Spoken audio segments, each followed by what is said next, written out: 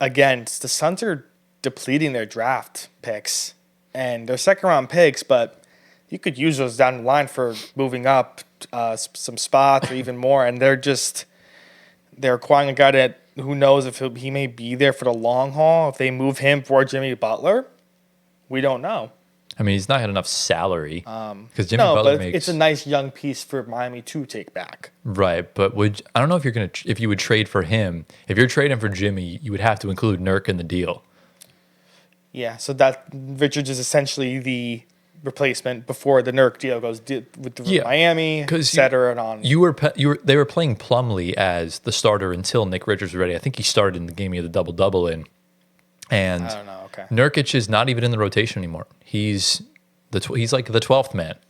Yeah, Because I'm sorry, like I like Yusuf Nurkic, but I like bro's ass, like he fell off. I'm sorry, bro fell off. Yeah. And massively. it just kind of is what it is. And as far as the trade goes, this is Matt Ishbia. This is his bread and butter. Just deplete your assets entirely and you overpay for a bench player. And a bench player that has not played meaningful basketball at all in his career. Yeah. I mean, any meaningful game the Hornets have played in since the LaMelo Ball era, they've gotten blown out in the play-in tournament. So it essentially just doesn't make sense. And if you're thinking about it from Matt Ishbia's perspective, you have Devin Booker as your homegrown star. You trade 4 first-round picks and 3 swaps for Kevin Durant.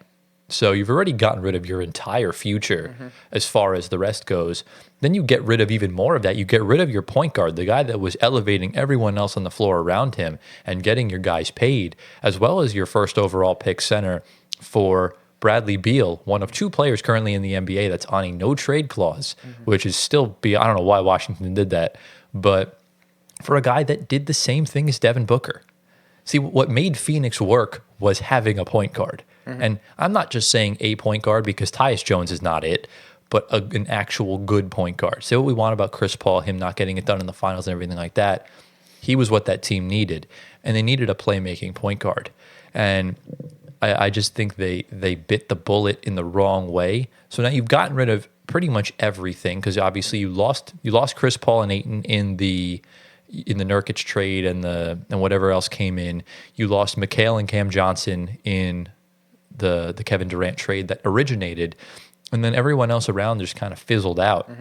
And now you're here with your big 3 who are getting more and more disgruntled by the day, and you have 2 vet minimum players next to them in the starting lineup. Yeah. That is Matt Ishbia, and that's why he's not a good owner. Yeah, And I I agree. think that's why the Phoenix Suns are going to implode this summer. Yeah. Yeah, listen, I don't understand why like Ayton had to go. I mean, he could have improved a lot with, I guess, Bud coming in, or even a Vogel if he stayed there, because Vogel kind of got scapegoated out. Yep. And Paul looks great, and look how Stephon Kaus is performing in San Antonio, Rookie of the Year right now. Barring if Jared McCain did not get injured, it would have been him. Yeah. But Castle now looks phenomenal. Is starting in San Antonio with Chris Paul beside him, and San Antonio is in a playoff play-in spot. Pretty much, there's like 4 teams on the cusp. Yeah. But there was nothing wrong with that Chris Paul, Devin Booker, KD. If they would have stopped at KD and kept Ayton, Paul, a lot of more money for wiggle room. Their rookie Ryan Dunn looks phenomenal.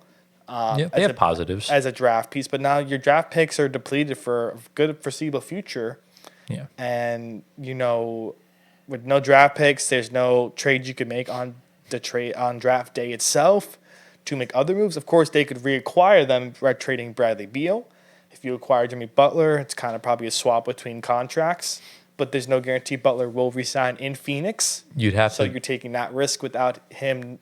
Unless he does say he will resign, then you're perfectly fine. You'd have to have the trade happen now because Butler's off the books in the summer.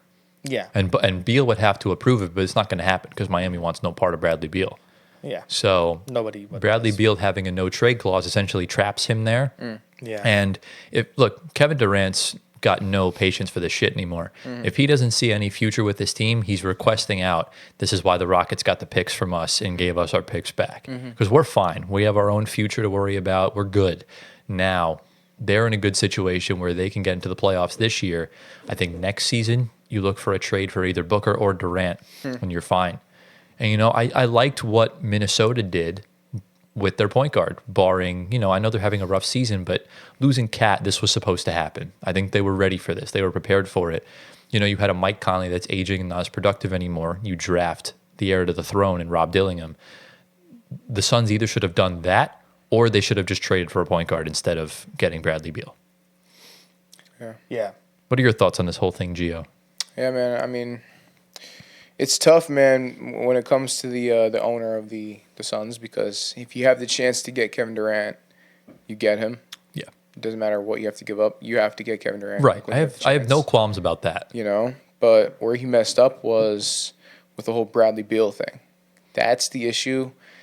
And the issue is him just trying to throw together a bunch of players that have no business being together. So that's the issue with him. Yeah. Yeah, I mean, I had a lot of thoughts on the Rob Dillingham thing. I can get into that. Go for it, yeah. I think it's his time to shine. Yes, sir. Now.